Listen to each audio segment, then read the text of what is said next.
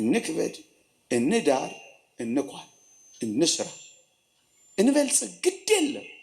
በዋናነት ግን ትኩረታችን እዚህ ዓለም ላይ ሊሆን አይገባም። እንደ ጥላ ያልፋል። በጣም አጭር ነው፣ ይሄዳል።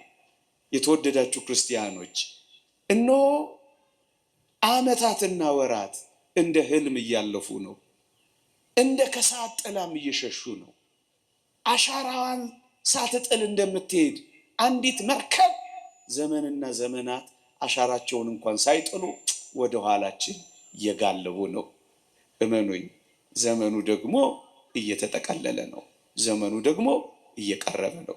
ስለዚህ እግዚአብሔር ቃል እንዲህ ይላል፣ የህይወትን ፍጻሜ አስብ፣ ኃጢአት አትሰራም ይላል።